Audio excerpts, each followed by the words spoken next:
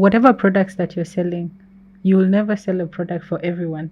Yeah. Even chocolate is not for everyone, Yeah. Okay. right? So you should know how to segment your market and know that this is the part of the market that that I'll be able to sell to. That will help you analyze your resources and to know where to prioritize going forward. So as a salesperson, I would say that you need to know your products, you need to know your customers or your consumers, and you'll take it from there. In short, sales first is all about research and knowledge. Yes. So you need to know your product. Yes. And you need to know who you are selling it to. So how do you get them to buy it? So once you know who you're selling it to, then you'll know how you sell it. You sell them, because how you sell an iPhone to a student, let's say, is quite different from how you sell it to a CEO. Okay. So once you know who you're selling it to, it's easier for you to know how to sell it, because that's where you have your strategy.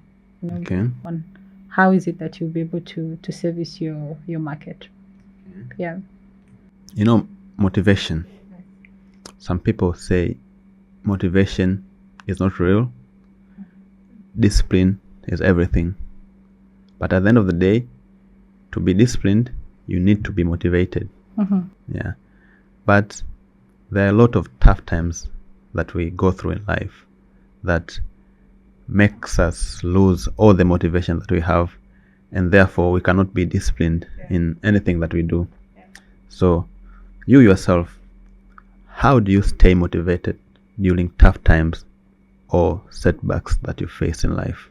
So from my end, motivation requires a combination of passion, resilience, and a positive mindset.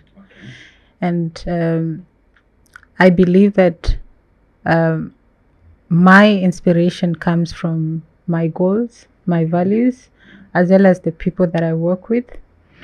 And I never look at setbacks as just a challenge, but I look at them in a line of, they are opportunities for either to learn or unlearn, relearn, or it's an opportunity to grow. So that's how I stay motivated. So every chance that I get, when it comes to a setback, to me, I use it as an opportunity to celebrate it. I tend to celebrate small wins, as well as to also maintain a very healthy work life. Yeah. That's very nice, because we all go through tough times.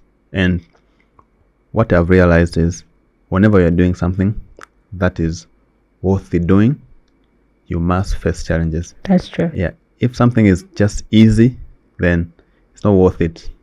So if you're doing something right now and you don't have any setbacks, then there is something wrong in what you're doing. Yeah. I remember our previous guest, Helena.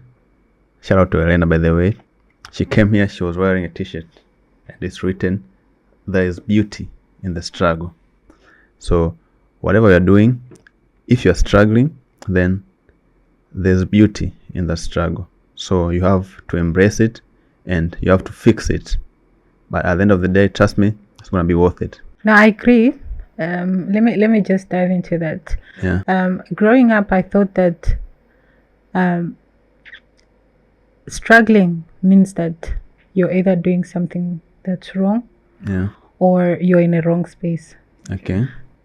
But I have grown to understand that challenges are constant, and they shouldn't phase you. You know, they shouldn't make you feel that you are a nobody, or you are you're not worth it. Yeah. You know? So just embrace the challenges that you're facing, and find ways to overcome those challenges. It starts with the mind. You know, It starts with your mindset, and how you'll be able to overcome those challenges. I'd say that's really important. And as believers in in our books, it's written that God does not give you a challenge that you cannot handle. Very true. Yeah. So Very whatever you true. get, you just have to work it out in your mind. How do I go through these challenges? But it's exactly your portion, and you can never fail. That's very true. Yeah. I agree with that. You are also a philanthropist, as I can call you, and you have what's called African Reflection Foundation. Yes, I volunteer. Yeah, you volunteer for that. Yeah. So I need to know what the mission behind the African Reflection Foundation, and why is it so important to you? Okay, so when it comes to African Reflections Foundation, I also give a shout out to Honorable Mary Vaughan, who is the founder of African Reflections Foundations, and she has steered the organization for more than 20 years in Tanzania. Yeah. And it's there to help women and youth. Yeah. When it comes to education, mentorship, entrepreneurship, and it's also to create opportunities for the younger generation. Okay. So that they can succeed. One of the recent projects that we have embarked is the building of hostels for girls in Mkuranga.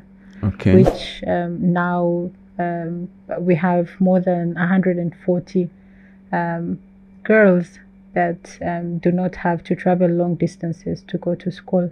Okay. So to me, that's really important, because then the girls can focus on education. And there was a couple of challenges that they were facing, due to the long distances. Some were being raped, or it's just sometimes it was just too discouraging for them to get to school. But we can say that we are helping them in Mkuranga through African Reflections Foundation. How can individuals or companies as well contribute to those changes based on what you are doing with the African Reflection Foundation and other foundations that you are doing, such as Sales Hub Initiative and many more? How you can positively contribute to social change. Number one is to